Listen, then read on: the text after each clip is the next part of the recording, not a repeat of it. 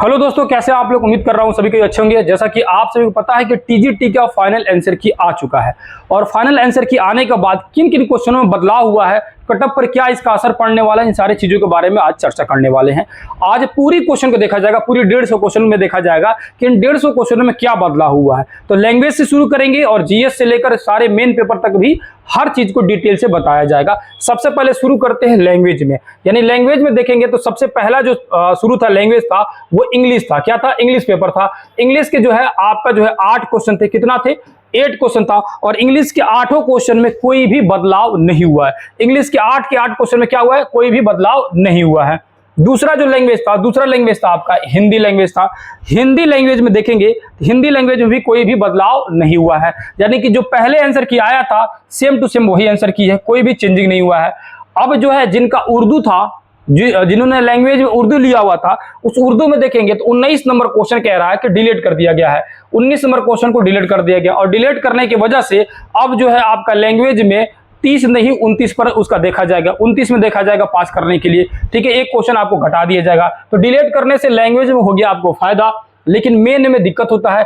Delete करने से language में आपको फायदा हो गया कि क्वेश्चन डिलीट हो गया। दूसरा क्या हुआ उर्दू में? उर्दू में दूसरा जो है 28 नंबर क्वेश्चन, 28 नंबर क्वेश्चन में बदलाव हुआ है। 28 नंबर क्वेश्चन का जो आंसर जो है ये डी बताया है। क्या बताया है? डी बोला है। 28 नंबर क्वेश्चन आप लोग अपने देखिएगा, जो उर्दू से होंगे देख लीजिएगा, इसमें ऑप्शन जो है डी कर दिया गया है। ठीक है, इसमें जो है उसके बाद आएंगे कौन सा लैंग्वेज है, उसके बाद आएंगे तो बंगाली लैंग्वेज है। बंगाली लैंग्वेज में भी कोई भी बदलाव देखने के लिए नहीं मिला है, ज्यों कहते हैं इसमें भी कुछ भी बदलाव नहीं किया है। अब शुरू हो जाता है यहां से जीएस पेपर 31 नंबर से। जीएस पेपर में भी कहीं भी बदलाव नहीं है, जैसा फाइनल आंसर की पहले था वही फाइनल आंसर की है। लेकिन एक क्वेश्चन जो 62 नंबर क्वेश्चन है, पिछले बार भी डिलीट करने किया था, अभी भी डिलीटेड जो है कहा गया। 62 नंबर क्वेश्चन को डिलीट कर दिया गया। 62 नंबर क्वेश्चन में क्या किया गया? डिलीट। सीधे आते हैं 62 नंबर क्वेश्चन। क्या विवाद था, क्या मुद्दा था, इसमें सभी लोगों का अपना अपना विचार था, क्या कहा गया था। देखते हैं क्वेश्चन में कि 62 नंबर क्वेश्चन को काहे डिलीट किया गया है, काहे डिलीट किया गया, इसको समझते हैं। पिछले बार भी डिलीट किया गया था, क्यों डिलीट किया गया था उसमें भी डिस्कस हुआ था। यहां देखेंगे क्वेश्चन है कि भारतीय उपमहाद्वीप पूर्व में मूलतः एक भाग था। तो भारतीय उपमहाद्वीप पूर्व में यानी पहले मूलतः एक भाग था। किसका भाग था? तो बहुत सारे लोगों ने कहा कि गोंडवाना लैंड का भाग था, जबकि ये कहा कि ऑप्शन नंबर ई, क्योंकि क्वेश्चन ही गलत दिया है, क्वेश्चन ही गलत दिया है। मैंने कहा था कि ये जो क्वेश्चन है, यहाँ जो उपमहाद्वीप लिखा गया है, ये बीपीएससी में ही पहले ही पूछा जा चुका है, भारतीय प्रायद्वीप। अगर यहाँ ये वर्ड जोड़ देता भारतीय प्रायद्वीप पूर्व में मूलतः किसका हिस्सा था, यानी प्रायद्वीप का मतलब कह रहा है कि ये वाला हिस्सा, यानी नीचे वाला जो हिस्सा है ना, नीचे वाला जो हिस्सा है, इस वाले हिस्सा की बात की जा रही है भारतीय, ये है भारतीय प्रायद्वीप वाला। उपमहाद्वीप का मतलब होता है पूरा हिस्सा, उपमहाद्वीप का मतलब होता है पूरा हिस्सा। उसमें तो ये पाकिस्तान भी आ जाएगा, नेपाल, भूटान, बांग्लादेश, भारत, है ना, ये सारे देश आ जाते हैं उसके अंतर्गत में। ठीक है, जो यहाँ पर देखेंगे तो इस वाले एरिया से हिंदुकुश पर्वत अलग होता है, इधर से हिमालय पर्वत अलग होता है, इधर से आराकाम युमा पर्वत अलग होता है। ये डिटेल में आप लोगों को बताया गया है। तो ये भारतीय उपमहाद्वीप हो जाता है। तो ये जो है किसी पूर्व में किसी का हिस्सा नहीं था। ठीक है, तो गोंडवाना लैंड नहीं होगा। अगर यहाँ पर ये काट के प्रायद्वीप रहता तब जाके होता, इसीलिए ऑप्शन नंबर ई मान लिया इसको कि क्वेश्चन गलत था। ऑप्शन नंबर ई नहीं, सॉरी ई नहीं, मतलब कि ई नहीं माना है, ई नहीं माना है, सॉरी, इसमें जो है डिलीट ही कर दिया है, डिलीट ही कर दिया, मतलब कि क्वेश्चन ही कह रहा है कि क्वेश्चन ही गलत दे दिया, हम यहाँ पर प्रायद्वीप देना चाहिए। तो ये डिलीट हो गया है। जब डिलीट हो गया है तो 120 नहीं, आपका 119 पर जो है कटअप बनेगा, 119 पे कटअप बनेगा। अब इससे क्या हो गया ना, इससे क्या हो गया कि हर किसी के 119 हो गया, यानी फिर से आप कॉमन हो गया। अब जिनका लग रहा था कि ये तो आयोग की वजह से, गलती की वजह से, जिनका लग रहा था कि भाई हमारा गोंडवाना लैंड सही था, बहुत सारे लोगों को नहीं पता होगा, बहुत सारे लोग जानते होंगे। तो जो जानते थे कि यहां पर प्रायद्वीप अगर लिखा रहता तो उनका 1 नंबर प्लस में जाता, सही हो जाता, जो कि नहीं हुआ। घटने से क्या हुआ कि 119 हो गया है। ठीक है, सबको लग रहा है कि 1 नंबर तो घट गया, कोई दिक्कत नहीं है। लेकिन जिनका अगर आंसर मालूम था, जो अगर प्रायद्वीप रहता तो बना लेते, उनका नंबर कम हो गया। और जिनको नहीं पता था उनके लिए फायदा हो गया, उनके लिए फायदा हो गया। ठीक है, आगे आएंगे लोग, आगे क्या है, चेंजिंग क्या दिया है। अब इतिहास से क्वेश्चन में आएंगे लोग, बाकी कुछ भी चेंजिंग नहीं हुआ है, ज्यों के त्यों जो डिस्कशन किया गया था वही है। अब हिस्ट्री के क्वेश्चन में आएंगे, इतिहास में। तो इतिहास के क्वेश्चन को देखते चलते हैं लोग कि क्या इसमें बदलाव करने की आप लोग बात कहे थे और क्या बदलाव हुआ है। जैसे यहाँ पर देखते चलेंगे, यहाँ लिखा है कि हड़प्पा सभ्यता किस ऐतिहासिक चरण में रखा जा सकता है। तो आदि ऐतिहासिक में, है ना। आगे ऐतिहासिक हड़प्पा सभ्यता को कहा जाता है, ठीक है। कांस्य युगीन सभ्यता भी कहा जाता है, कांस्य युग की सभ्यता थी उस समय। अगला देखेंगे सिंधु घाटी सभ्यता सुतकांगडोर किस नदी के मुहाने पर स्थित है, तो सुतकांगडोर जो है डास्क नदी पर है, ठीक है, डास्क नदी पर। आगे आ जाइए, है ना। सिंधु घाटी स्थल हुलास भारत के किस राज्य में स्थित है, तो इसमें से दिया गया उपयुक्त में से कोई नहीं, ये भी आपका ऑप्शन पहले का ज्यों का त्यों है। जो भी चीजें है सेम टू सेम वही दिया गया है, कुछ नहीं है। यहाँ था, यहाँ बहुत सारे लोगों ने कहा, ये वाले क्वेश्चन में आपने कहा था, ये वाले क्वेश्चन में आपने कहा था कि यहाँ स्ट्रेबो होगा कि नहीं होगा, स्ट्रेबो होगा कि नहीं होगा, यह आप सभी ने कहा था कि स्ट्रेबो होगा कि नहीं होगा, जिसका मैंने यहाँ पर आप सभी को दिखाया था स्ट्रेबो का, है ना, स्ट्रेबो को दिखाया था, है ना, यहाँ पर कि एरियाना प्रदेश के चंद्रगुप्त मौर्य को विवाह में दिया गया था, इसका जो है दिखाया गया था कि स्ट्रेबो होगा, और स्ट्रेबो जो है इसका आंसर जरूर होगा, ठीक है। इसका जो है आंसर, ये जो है इसका मैंने आप लोगों को प्रूफ विद प्रूफ यहाँ पर दिखाया था कि ये चीजें, इसका आंसर स्ट्रेबो होगा। बहुत सारे लोगों ने कहा था कि चैलेंज किया जाए कि नहीं किया जाए, मैंने आप लोगों को प्रूफ दिखाया था, बोला था जिनको करना है कर सकते हैं। तो इस वाले क्वेश्चन में विवाद था, इस वाले क्वेश्चन में बहुत सारे लोगों का विवाद था, ठीक है। बाकी यहाँ पर देखेंगे, हाँ ये वाला भी क्वेश्चन में विवाद था, ये वाले क्वेश्चन में भी आप सभी ने विवाद किया था कि ये वाले क्वेश्चन में कैसे इसका आंसर होगा, ठीक है। इसका आंसर जो कैसे होगा, उपगुप्त कैसे होगा, जैसे निग्रोध बहुत सारे लोग बोलते रहे थे, उपगुप्त भी बहुत सारे लोग बोल रहे थे, सब किसी का अलग अलग अपना अपना मत था कि भाई कौन सा होगा आंसर। जैसे यहाँ पर देख सकते हैं, यहाँ पर दो तरह का था, अरे यहाँ पर दो तरह था कि अशोक को उसके चौथे वर्ष निग्रोध नामक भिक्षु ने बौद्ध धर्म की दीक्षित किया। फिर मैंने यहाँ देखा कि बौद्ध साहित्य के अनुसार अशोक को बौद्ध धर्म में दीक्षित करने का श्रेय उपगुप्त को दिया जाता है। बौद्ध साहित्य के अनुसार जो है कौन देता है, तो उपगुप्त देता है, ठीक है। तो ये जो है आंसर यही माना है, उपगुप्त ही माना हुआ है, ठीक है। दोनों तरह का दिया हुआ था, मैंने कहा था कि दोनों तरह का अलग अलग है, जबकि इसको उपगुप्त ही माना हुआ है। अलग क्वेश्चन देखेंगे, अशोक के शासन काल वाला, ये बोध गया यात्रा की 10वें, ये तो ठीक है, इसमें भी क्वेश्चन कोई डाउट नहीं था। यहाँ पर मौर्य प्रशासन का संग्रहण में अधीन कितने गांव आते हैं, तो बहुत सारे लोगों ने कहा था कि 100 होगा, ठीक है। मैंने कहा था कि दो किताबों में अलग अलग डाटा मिल रहा है, कहीं 10 कहीं 100, ठीक है। आंसर फाइनल मान लिया है 10, आंसर फाइनल मान लिया है 10। अब आप अपने अकॉर्डिंग मिला लीजिएगा कितना घट रहा है कितना बढ़ रहा है, और कमेंट करके जरूर बताइएगा कि कितना जो है उसमें कम हो रहा है या घट रहा है, आप जरूर बताइएगा कमेंट करके, ठीक है।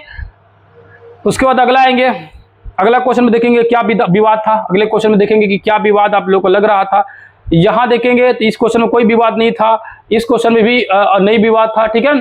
ये लगभग बहुत कम लोगों का विवाद था कि मौर्य शासन की हिंदी के किस महीने में वित्तीय वर्ष प्रारंभ होता है, तो आषाढ़ में जो होता है इसमें प्रारंभ होता है।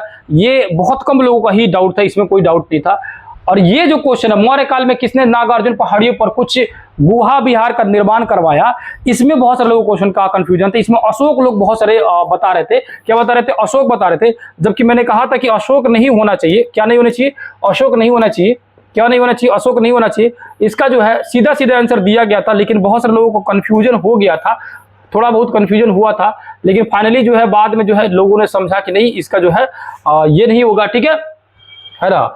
इसका जो है दशरथ ही होगा, जिसका मैंने डिटेल से आप सभी को दिखाया था विद प्रूफ के साथ, है ना, विद प्रूफ आप सभी को दिखाया था बहुत डिटेल से कि इसका जो है क्या होगा, इसका जो है दशरथ होगा, जो किताबों में दिया गया है, ठीक है, किताबों में दिया गया था दशरथ, ठीक है ना। आगे आएंगे, हर्ष एवं पुलकेशिन द्वितीय के मध्य संघर्ष का वर्णन करने वाला एहोल अभिलेख, ये रवि कृति, ये भी सही है। और क्वेश्चन में देखेंगे, है ना, इस क्वेश्चन में देखेंगे तो इस क्वेश्चन में भी कोई भी बदलाव नहीं हुआ है। दूसरा देखेंगे किस क्वेश्चन में आपको लग रहा था कि चेंजिंग होना चाहिए, ये वाला क्वेश्चन, चीनी लेखक अनुसार किस वर्ष से मगध राज्य की उपाधि धारण की, ये वाला भी क्वेश्चन सेम टू सेम है, इसमें भी कोई चेंजिंग नहीं है। यहाँ वाला, ये वाला क्वेश्चन में डाउट था कि कितने महीने तक ह्वेन-सांग नालंदा में ठहरा और अध्ययन किया, है कितने महीने तक, तो कितने महीने तक, तो मैंने कहा था कि लगभग कई किताबों में 1.5 साल जिक्र किया है। 1.5 साल का मतलब होता है कि 12, 6, 18 महीना। मैंने कहा था कि बहुत सारी किताबों में महीना में तो नहीं लिखा हुआ है, लेकिन 1.5 साल चर्चा किया हुआ कि 1.5 साल जो है किया हुआ है, लेकिन जो है उसको नहीं माना गया, 18 नहीं माना गया। इसमें जो अलग अलग जगहों पर, जैसे कि बहुत सारी किताबों में जो है 5 वर्ष माना है, कई किताबों में 2.5 वर्ष माना हुआ है। फाइनली इसका आंसर जो है ई माना है कि इनमें से कोई नहीं होगा। क्या माना है, ई माना है। अब इसका एग्जैक्ट आंसर जो है क्या होना चाहिए, है ना, क्या होना चाहिए, इसको यहाँ पर मेंशन करना चाहिए था। जैसे 18 का ई लिखा हुआ है कि 18 का ई, 18 कहीं, क्योंकि अलग अलग किताबों में अलग अलग इसकी डाटा, आप नेट पर भी सर्च कीजिएगा तो कहीं आपको 1.5 साल मिलेगा, कहीं 2.5 साल मिलेगा, कहीं 5 साल मिलेगा, अलग अलग डाटा आपको देखने के लिए मिलेगा। जब ये महीना कह रहा है तो 1.5 साल का मतलब होता है कि 18 महीना, ठीक है, या 2 साल भी हो सकता है, 2.5 साल भी हो सकता है, जो भी हो इसको यहाँ पर स्पष्ट कर देना चाहिए। जितने लोगों ने चैलेंज किया उन सारे क्वेश्चनों का स्पष्टीकरण करना चाहिए, ठीक है। अब अगला क्वेश्चन आएंगे, है ना, अगला क्वेश्चन आएंगे कि क्या उस क्वेश्चन में आप सभी का जो है क्या और क्वेश्चन में विवाद था, अगला क्वेश्चन आएंगे। और सबसे बड़ी बात क्या है कि ज्योग्राफी में किसी भी क्वेश्चन में बदलाव नहीं देखने को मिला है। हिस्ट्री का जो क्वेश्चन है, क्वेश्चन नंबर 24, यहाँ आ जाइए, क्वेश्चन नंबर 24 में बदलाव हुआ है। क्वेश्चन नंबर 24 देखते हैं 24 में क्या है। 24 नंबर क्वेश्चन में जो है बदलाव देखने के लिए मिला है। 24 नंबर क्वेश्चन में जो है बदलाव हुआ है, क्या है, यहाँ आ जाइए। सर्वप्रथम इल्तुतमिश को कहाँ का गवर्नर बनाया गया, सर्वप्रथम इल्तुतमिश को कहाँ गवर्नर बनाया गया, ये भी आप सभी को दिखाया गया था कि इल्तुतमिश को जो है कहाँ का गवर्नर बनाया गया था, बदायूं का। यहाँ देखेंगे बदायूं के गवर्नर इल्तुतमिश को दिल्ली आने के लिए आमंत्रित भेजा गया। और जबकि मैंने ये कहा था कि एनसीईआरटी मिले ना मिले, आप जो किसी भी प्रकाशन, जैसे मैंने यहाँ लिख दिया था कि बुक जो है महेश कुमार बंडवाल का बुक है, पेज नंबर 12 है, मध्यकालीन भारत का, उसमें जाकर देखिएगा बदायूं का गवर्नर बना था इल्तुतमिश। मैंने कहा था कि इसको कीजिए आप लोग। और फाइनली जो है 24 नंबर क्वेश्चन का जो ऑप्शन नंबर क्या कर दिया, बी कर दिया। और आप लोगों ने कहा था कि एनसीईआरटी इसमें नहीं मिल रहा है, ठीक है, तो इसको कैसे चैलेंज किया जाएगा। मैंने उस समय बोला था कि आप चैलेंज किसी भी बुक से कीजिए, आयोग को जबरदस्ती, अपना मानना होगा तो मानेगा, नहीं मानना होगा तो नहीं मानेगा, ठीक है, नहीं मानेगा, ठीक है। लिख भी दिया है कि इल्तुतमिश जो है वो पहली बार जो है बदायूं का गवर्नर बनता है, सीधे सीधे दे दिया, बदायूं गवर्नर बनता है। ये इसीलिए मैं हर बार बोलता था कि चैलेंज करने के लिए कोई बड़ी बात नहीं है, किसी भी बुक से कर दीजिए, वो आपके ऊपर नहीं है, वो आयोग जानता है कि उसको बदलना है कि नहीं बदलना है ना। उसको बदलना होगा तो जरूर बदलेगा, नहीं बदलना होगा तो कोई भी तर्क दे देगा। बाकी किसी भी क्वेश्चन में बदलाव नहीं हुए हैं, किसी भी क्वेश्चन बदलाव नहीं हुए। और बाकी किसी भी क्वेश्चन में आप सभी को भी डाउट नहीं था, और किसी भी क्वेश्चन में डाउट नहीं था। और देखते चलते किस क्वेश्चन में आप सभी ने चैलेंज के लिए मेरे पास भेजा हुआ था कि ये वाला क्वेश्चन में चैलेंज होना चाहिए कि नहीं होना चाहिए, किसी भी क्वेश्चन में चैलेंज के लिए नहीं था। आगे जी, हाँ, ये वाला क्वेश्चन में चैलेंज था। ममलुक दास वंश का अंतिम शासक कौन था। और ये दास वंश का अंतिम शासक जो है, ये जो है आप सभी को किताबों में दिखाया गया था। इसको मैंने बोला था कि आप जो है बिल्कुल चैलेंज कीजिए कि बदलेगा, लेकिन फिर भी उसने नहीं बदला है, ठीक है। कैक्युबाद, यहाँ पर देखेंगे, यहाँ कैक्युबाद एक नाबालिग पुत्र क्यूमर्स को गद्दी पर बिठाएगा जलालुद्दीन, उसका संरक्षण नियुक्त किया गया। तो अंतिम जो था कैक्युबाद का जो है गद्दी पर बैठाया गया। अब इसमें बहुत सारे लोगों ने कहा, अपना अपना तर्क दिया कि गद्दी पर बैठने का मतलब है कि वो शासक नहीं बना, गद्दी बैठने का मतलब है शासक नहीं बना। अब ये तर्क उनका जो था, अपने तर्क, क्योंकि वो आंसर वही लगाए थे तो तर्क वही दिए थे, तो उनका तर्क सही निकला कि भाई जो क्यूमर्स नहीं होगा। लेकिन गद्दी पर एक दिन बैठे चाहे 1 साल के लिए बैठे, जो गद्दी पर बैठ गया वो शासक तो हो ही गया, है कि नहीं है।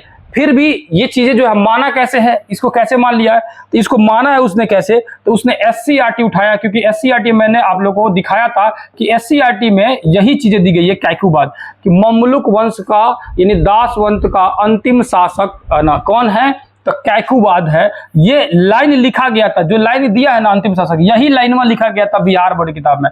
कभी कभी आप लोग से कहता हूं हमेशा कि एनसीईआरटी जरूरी है, क्या है, एनसीईआरटी जरूरी है और बिहार बोर्ड मजबूरी है पढ़ना, ठीक है। तो बहुत सारे लोगों को दिमाग में आता है कि भाई बिहार बोर्ड काला पढ़ेंगे, सिर्फ यही पढ़ेंगे।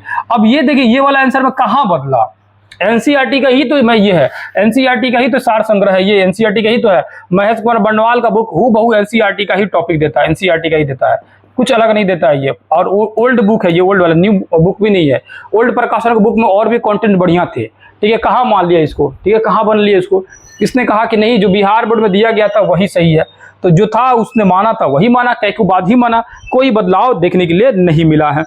ज्योग्राफी में आएंगे तो किसी भी क्वेश्चन में बदलाव, ज्योग्राफी के किसी भी क्वेश्चन में बदलाव नहीं हुआ है, ज्योग्राफी किसी भी क्वेश्चन में बदलाव नहीं हुआ, किसी भी क्वेश्चन में बदलाव नहीं हुआ, ठीक है। तो ये तो हो गया बदल, ये इतिहास का देख लिया आप लोग। ज्योग्राफी में इसको पता था, ये हाँ, ये वाला क्वेश्चन में भी आप लोगों ने अपनी अपनी आपत्ति दर्ज कराई थी कि ये वाले क्वेश्चन में जो है बदलाव बहुत सारे लोगों का। भारत की मुख्य भूमि की तट रेखा, और ये भी जो चीजें दी गई है ये भी एससीईआरटी में हूबहू लिखा है। हालांकि जानने के लिए बहुत सारे लोग जानते थे, ऐसा बात नहीं है नहीं जानते थे, लेकिन बिहार बोर्ड में ये लाइन हूबहू दिया गया था, एनसीईआरटी में नहीं दिया गया है। एनसीईआरटी में 9th क्लास में जाइएगा तो ऐसे नहीं लिखा हुआ है, वहां जो है मुख्य भूमि ना लिखे, ओवरऑल टोटल क्या लिखा है 7516.6 किलोमीटर टोटल ओवरऑल पूरा लिखा हुआ है। लेकिन मुख्य सिर्फ मुख्य भूमि मतलब कि ये अंडमान निकोबार वाला हिस्सा जो है छोड़ देना है, मतलब इसको छोड़ के, इन दोनों को छोड़ के देखेंगे तो तटीय जो सीमा रेखा है ये 6100 किलोमीटर है। कितना? 6100 किलोमीटर। तो ये बिहार बोर्ड में लाइन लिखी गई है सेम टू सेम, वहां से दिया है। ये इंदिरा पॉइंट में एक से अधिक, ये आपको कहा गया था कि ये वर्तमान समय में ये दृष्टिगत नहीं है, 2004 में ये डूब गया था, 2004 में डूब गया था। और ऑप्शन नंबर डी, इसमें भी थोड़ा बहुत लोगों का कंफ्यूजन था, वो कंफ्यूजन दूर हो गया फाइनल आंसर की आने के बाद। ये वाला गारो खासी पहाड़िया ये भी ठीक है, इसमें भी कोई डाउट तो नहीं है था, पहले से किसी को डाउट नहीं था, इसमें भी किसी को डाउट नहीं था, है ना। ये वाले क्वेश्चन भी ठीक है, सेम टू सेम जैसे था वैसे ही था, वही वाला क्वेश्चन का आंसर दिया है, कुछ भी बदलाव देखने के लिए नहीं मिला है। अब आगे आते हैं और इसमें देखते हैं क्या आप सभी को विवाद लगा था, और क्या विवाद लगा था, ठीक है, क्या विवाद लगा था आप सभी को, है ना। ये भी सेम टू सेम वही क्वेश्चन है। ये वाला क्वेश्चन में आपको विवाद थोड़ा सा लगा था कि ये वाला क्वेश्चन में विवाद होना चाहिए। भूटान में उत्पन्न की जाने वाली प्रमुख जो फसलें हैं, प्रमुख खाद्यान्न फसलें कौन सी है, तो ये 15 नंबर जो क्वेश्चन लिखा हुआ था कि भूटान की जो है प्रमुख खाद्यान्न फसलें कौन सी है, तो इसका जो देखेंगे 15 नंबर, ये बी नंबर चावल माना हुआ है, अभी भी चावल ही माना हुआ है। फाइनल आंसर की जो आया हुआ है ये चावल माना हुआ है, जबकि उसमें ये सभी फसलों के बारे में दिया गया है।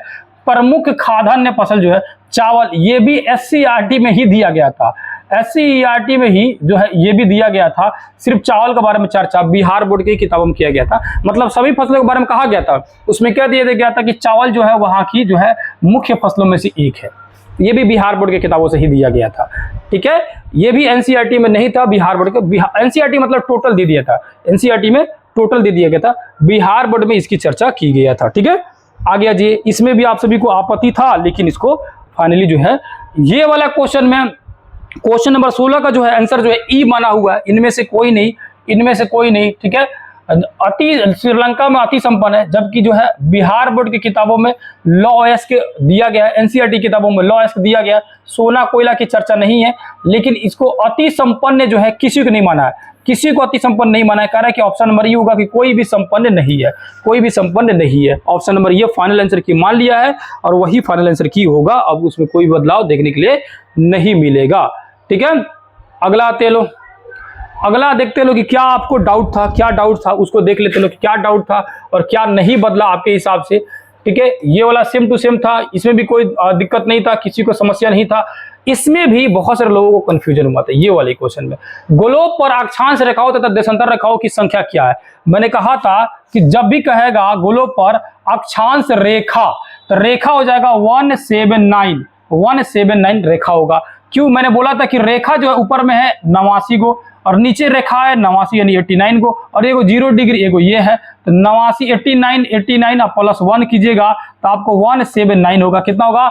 179 होगा। इसको समझाए थे भी आप लोगों को थ्योरी क्लास में भी बहुत डिटेल से, और ये जब क्वेश्चन का प्रूफ दिखाया गया था तभी बताया गया था चीजों को। उम्मीद है कि समझे होंगे, इसीलिए इसको ऑप्शन नंबर ई माना है। ये भी कोई दिक्कत नहीं था, ठीक है, इसमें भी कोई दिक्कत नहीं था। और क्वेश्चन में देखेंगे क्या क्या चेंजिंग हुआ है। इस क्वेश्चन में कोई दिक्कत नहीं था, ये भी कोई दिक्कत नहीं था। ये वाला क्वेश्चन का जो है मैंने आप लोग NCERT का प्रूफ दिखाया था और कहा था कि इसमें सिर्फ चंबल बेसी नहीं होगा, ये सब हो जाएगा। चंबल बेसी नहीं होगा, ये सब होगा, ठीक है। क्या होगा? ये सब होगा।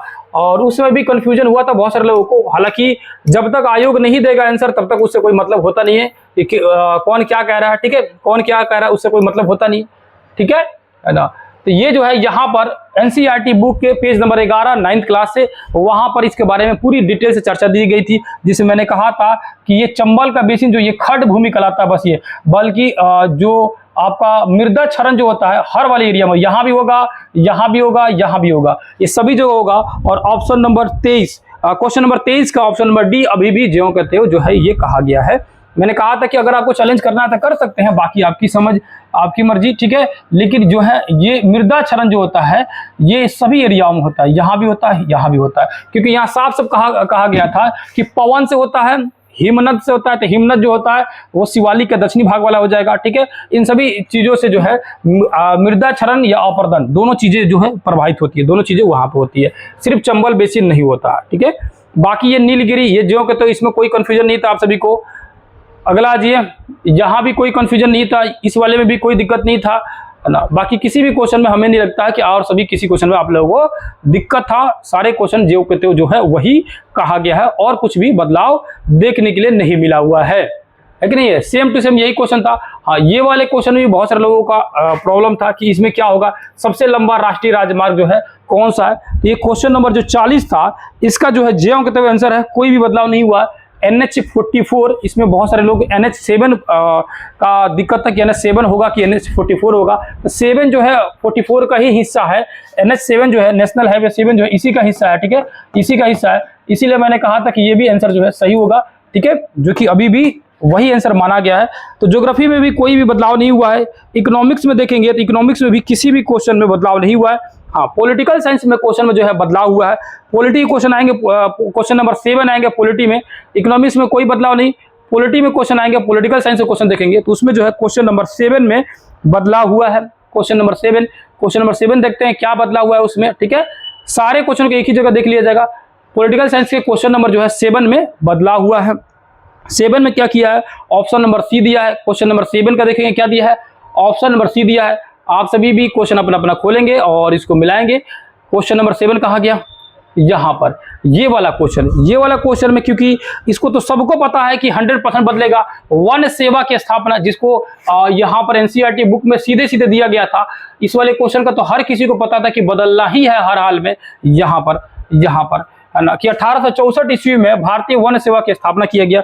और फाइनली जो है क्वेश्चन नंबर 7 का 1864 जो है इसने माना है, 1864 माना है, बिल्कुल माना है, ठीक है, इसको माना है, बिल्कुल माना हुआ है, ठीक है, क्योंकि ये एनसीईआरटी बिहार बोर्ड हर किताबों में दिया गया था, हर किताब में दिया गया था, इसको माना है।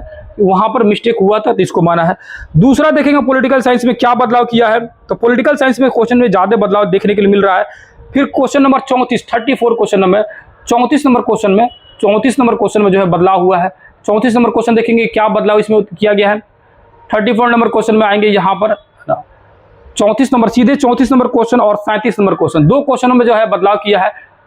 34 नंबर क्वेश्चन यहाँ आएंगे, 34 नंबर क्वेश्चन यहाँ देखिए, कौन सा संवैधानिक संशोधन भारत के राष्ट्रपति को मंत्रिपरिषद सलाह के अनुसार कार्य करने हेतु बाध्यता देता है। और इसका भी जो है बहुत सारे लोगों को ने इसका 44वें कहा गया, ये 44वें बार बार बोल रहे थे, और उसको दिखाया गया था कि 42वें संविधान संशोधन स्पष्ट रूप से जो कहा गया है। और कहा भी गया था कि बहुत सारे लोग जो आप लोग चैलेंज कीजिएगा, बदलाव होना होगा तो बिल्कुल होगा, क्योंकि हर किताब में यही दिया था, कहीं भी इसकी चर्चा नहीं थी, है ना। संविधान जो है 42वें संविधान संशोधन के तहत राष्ट्रपति के पावर को घटा दिया गया था, राष्ट्रपति पावर को कमजोर कर दिया गया था, उसको जबरदस्ती काम मानने के लिए बाध्य कर दिया गया था कि भाई तुम मनबे करेगा, है ना। और क्वेश्चन नंबर 37 में आएंगे। 37 नंबर में क्या था, ये था 37 नंबर क्वेश्चन में, भारत में निम्न में से कौन सा कथन प्राण एवं देश स्वतंत्रता के संरक्षण के अधिकार के बारे में सही है। तो 37 नंबर क्वेश्चन कहा है कि डी नंबर, ठीक है, डी नंबर की नागरिकों को यह केवल कौन सा अधिकार के बारे में सही है, विरुद्ध नागरिकों को यह केवल राज्य के विरुद्ध उपलब्ध है, प्राइवेट व्यक्तियों द्वारा इसका उल्लंघन किए जाने के विरुद्ध भी उपलब्ध है, और यह अधिकार जीवन की गरिमा का वादा नहीं करता है। नहीं, वादा तो करता है, ठीक है, वादा करता है। तो ऑप्शन नंबर डी जो है इसका माना है। और इसका एक मैंने पूरा चार्ट दिया हुआ था कि कौन कौन सा आपको अधिकार जो है प्राण और देश स्वतंत्रता के अंतर्गत जो है कौन कौन सा अधिकार आपको दिया गया है, और किन किन चीजों का उल्लंघन यदि होता है तो आर्टिकल नंबर 21 का उल्लंघन माना जाएगा। पूरा डिटेल में दिया गया था, उसमें सारे चीज के बारे में चर्चा किया गया था, पूरा ही डिटेल से बताया गया था उसमें। बाकी किसी भी क्वेश्चन में बदलाव देखने के लिए नहीं मिला है, किसी भी क्वेश्चन में बदलाव देखने के लिए नहीं मिला है। बहुत सारे क्वेश्चन में बदलाव की उम्मीद लगाई जा रही थी, नहीं, लेकिन नहीं बदला हुआ क्वेश्चन, कुछ एक दो क्वेश्चन और थे जिसमें बदलाव की उम्मीद लगाई जा रही थी, लेकिन जो है बदलाव देखने के लिए नहीं मिला हुआ है, ठीक है, बदलाव देखने के लिए नहीं मिला हुआ है, ठीक है। जैसे 32 नंबर क्वेश्चन, 32 नंबर क्वेश्चन में 32 नंबर क्वेश्चन जो था ये ऑप्शन नंबर डी था, ऑप्शन नंबर डी इसको माना था। 32 नंबर क्वेश्चन में 32 नंबर 32 नंबर क्वेश्चन का डी माना हुआ है। आपातकाल के दौरान, इसमें भी बहुत सारे लोगों को डाउट था, बहुत सारे लोगों ने क्वेश्चन भेजा हुआ था, इसको एक बार में आपातकाल में 1 वर्ष तक के लिए बढ़ाया जा सकता है, ठीक है, और इसको एक बार के आपातकाल में 8 माह तक के लिए बढ़ाया जा सकता है, ये नहीं होगा, ठीक है। और भी इसमें बहुत सारे चेंजिंग थे, उसको देखते हैं धीरे धीरे, ठीक है। इसमें जो आप सभी को कहा गया था कि यहाँ पर जो है कि 1 साल तक बढ़ाया जा सकता है, जब तक जो है आपातकाल की स्थिति रहेगा, हर एक जो है 1 वर्ष तक इसको बढ़ाया जा सकता है। एम लक्ष्मीकांत में इसकी पूरी कहानी दी गई थी। और जैसे ही आपातकाल खत्म होगा तो उसको 6 महीने के अंदर में, मतलब 6 महीने तक बढ़ा के उसको जो है उसमें जो है जो भी संशोधन करना होगा कर लिया जाएगा, आपातकाल हटाना होगा हटा लिया जाएगा। ठीक है, तो याद रखिएगा ये दोनों ही कथन दिया गया था, दोनों ही कथन दिया गया था, ए और सी, इसीलिए ऑप्शन नंबर डी जो है बिल्कुल सही हो जाता, जो कि माना हुआ है 32 नंबर में। ठीक, 32 नंबर डी माना हुआ है। ठीक है, डी माना हुआ है। तो ये दोनों ही कथन जो है पॉलिटिकल साइंस का 32 नंबर डी माना हुआ है, दोनों ही कथन अपने अपने जगह पर ये एम लक्ष्मीकांत जो बुक है उसमें दिया गया था और इसकी चर्चा की गई थी। तो यहाँ तक इन चीज़ों का जो है सुधार जो किया गया है। और अब इसके बाद जो है आप सभी का क्या इसमें जो है कटअप बन रहा है, आप सभी जो है क्या कटअप बन रहा है, आप सभी बताइएगा कि कटअप क्या बन रहा है आप सभी का। ठीक है, कटअप जो है क्या बन रहा है ना, और कितना स्कोर आप लोग कितना आ रहा है, आप सभी जो है कमेंट करके स्कोर अपना अपना बताइएगा। इससे क्या होगा कि एक जो है ना कमेंट जरूर करना है, एक जो है रफली जो है आइडिया मिलेगा कि कितनी कट ऑफ जो है मैक्सिमम जा सकती है, इसकी जो है एक थोड़ी सी आइडिया मिलेगी। क्योंकि अभी तक जो रात से जितना लोगों को मेरे पास मैसेज आया है ना, ठीक ठाक नंबर बता रहे हैं। मोस्टली लोगों का जो है ना 80 और 75 से 85 तक जो है अभी तक नंबर मेरे पास मिला है। इतने नंबर का जो है बहुत सारे लोगों ने मैसेज किया कि 75 है, 77 है, 76 है, 80 है, और अलग अलग कैटेगरी वाइज है। अब इसमें भी बहुत सारे लोग जनरल कैटेगरी होंगे। मोस्ट लोग से मैं कहता हूं कि जब भी आप लोग कमेंट करें तो कैटेगरी वाइज करें, कैटेगरी वाइज मैसेज कर दे, क्योंकि फिर यहाँ से अगेन व्हाट्सएप करके पूछना सही नहीं रहता कि आप कैटेगरी किस कैटेगरी से। आप अपना जो है मैसेज करें तो उसमें कैटेगरी वाइज कर दे, इससे इसके जो है आपकी जो ओरिजिनल कटअप की पता चल पाएगी कि हाँ आपके कैटेगरी वाले और लोगों का कितना स्कोर जा रहा है मैक्सिमम। ठीक है, तो जितने लोगों ने मैसेज किया इसमें से बहुत सारे लोगों ने अपनी कैटेगरी बताई हुई है कि मेरा जो है कैटेगरी ये है ना, EWS है कि EBC है कि BC है। ठीक है, तो कोशिश कीजिए कि जब भी आप जो है नंबर मेरे पास जो मैसेज कर रहे हैं, और अभी भी आप लोग को मैसेज करना होगा, जो न्यू बच्चे होंगे आप लोग क्या कीजिएगा 9905500148 इस नंबर पर जो है मैसेज करना होगा, व्हाट्सएप करना होगा, कर दीजिएगा कि क्या स्कोर जा रहा है, या इसी कमेंट बॉक्स में जो है आप लोग को जो है कमेंट कर देना कितना स्कोर जा रहा है। उससे एक जो है एक रफली आइडिया हो पाएगा कि कितना कट ऑफ जाने वाला। फिलहाल में कहिएगा कितनी कट ऑफ जा सकती है, तो पिछली जो कट ऑफ थी उस कट ऑफ से 2 नंबर कम जाने की संभावना व्यक्त की जा रही है। पिछली जो कट ऑफ गई थी उससे 2 नंबर कम जाने की संभावना व्यक्त की जा रही है। पिछली जो कट ऑफ थी उससे 2 नंबर कम जाने की संभावना मुझे लग रही है कि पिछली कट ऑफ जितनी भी, जिसका जनरल का था, जिसका जो भी कटअप था उस कटअप से -2 नंबर कम जाने की संभावना दिख रही है, बढ़ेगा नहीं, घटने की संभावना दिख रही है अभी फिलहाल, जैसे कि आंसर की आ रहा है, या जैसे कि आप सभी का जो है कटअप देखने में मिल रहा है। अब रह गया कि जो लोग जो है, अब इसको बता दिया मैं अमूमन जो है, अब जो है आप अपनी कटअप जो है यहाँ पर कमेंट करके बता सकते हैं। और आपको जब देख लिए है ना, आप फाइनल आंसर की देख लिए, उसमें तो कोई बदलाव नहीं होता है बदलाव। ठीक है ना, रेयर ही ऐसा कभी हो कि फाइनल आंसर के भी बदलाव हो सके। ठीक है, तो मान के चलिए वो फाइनल ही है, अब उसमें कोई चेंजिंग नहीं है। अब जो है आप जो है अपना कट ऑफ मिला लीजिए, पिछली कट ऑफ के 2 नंबर आगे पीछे अपने आप को देख रहे हैं, तो आप मान के चलिए कि रिजल्ट आ सकती है। बहुत ज़्यादा का डिफरेंट है, जैसे कि 10 नंबर का डिफरेंट हो, पिछले कट ऑफ से 10 नंबर का डिफरेंट है, 10 नंबर माइनस में है तो तैयारी में लग जाइए, या 10 नंबर प्लस में है तो मिठाई खाना शुरू कर दीजिए, है ना। पिछली कटअप से 10 नंबर का अगर डिफरेंट होगा तो दोनों कंडीशन है। अगर कम में आ रहा है 10 नंबर तो भाई तैयारी में लग जाइए TRE 4 के लिए, क्योंकि देखिए TRE 4 का फॉर्म जैसे ही आएगा इतनी गारंटी है कि सब कोई सीरियस हो जाएगा पढ़ने के लिए। उससे पहले आप सीरियस नहीं हो पा रहे हैं और उससे पहले आप कंटिन्यू नहीं कर पा रहे हैं, तो हम तो डेली कंटिन्यू पढ़ा ही रहे हैं। यहीं पर यूट्यूब पर आप सभी को 8 PM में लाइव आते हैं, और लाइव आके क्या करते हैं, डेली होमवर्क टास्क देते हैं, होमवर्क। और ये हमको लग रहा है ना, ये ऐसा टास्क है, ये ऐसा सीरीज चल रहा है कि एग्जाम तक आपको लगेगा बहुत ज़्यादा चीज़, कॉन्फिडेंस आपको बढ़ जाएगा। ऐसा नहीं है हम लोग अपना खुद बैच चलाते हैं, तो उसमें ऐसा नहीं है कि बैच पढ़ा दिया गया तो बैच में कर दिया कि भाई पढ़ लिए हो, बैच कोर्स अगर कंप्लीट हो गया तो भाई उसको पढ़ते रहो, रिवीजन करते रहो, खुद करते रहो, अपना समझो। ऐसे नहीं है, पढ़ाने के बाद डेली रिवीजन चल रहा है, और इधर उधर से रिवीजन नहीं, बुक को दे दिया जाता पूरा कि ये चैप्टर नंबर 1 पढ़ के आइए, आज इतिहास में, हिस्ट्री में, ज्योग्राफी में ऐसे बताया जाता है, किस क्लास का, तो 8 क्लास का, 9th क्लास का, 10th क्लास, अलग अलग क्लास का हर रोज दिया जाता है, लाइन बाय लाइन सीक्वेंस से चल रहा है। अब आप इसको पढ़ क्या है, मैं क्या करता हूँ, oral test on the spot, oral test, live oral test लेता हूँ। ओरल मतलब कि मौखिक टेस्ट लेता हूँ, मौखिक, किताब को उठाया और किताब के कोना कोना से क्वेश्चन पूछना शुरू करता हूँ। तो जो लोग भी न्यू स्टूडेंट होंगे TRE 4 के लिए, टीआरई 4 के लिए, वो लोग अगर जो है वो लोग टीआरई 4 वाले जो भी न्यू स्टूडेंट है, अगर वो लोग चाहते हैं कि भाई नहीं हमको जो है क्लास जो है कंटिन्यू करना है, तो बिल्कुल आप जो है ज्वाइन करके कर सकते हैं। या जो है आपको जो है लग रहा है ना, कि आपको लग रहा है कि हमको जो है बैच नहीं ज्वाइन करना, लाइव ही करना है, तो 8 बजे आके लाइव कर सकते हैं। जो आपकी समझ आए, जैसे भी करना हो आप लाइव आइएगा तो कुछ चीज़ों को समझ आने लगेगा, स्पष्ट रूप से समझने लगेंगे।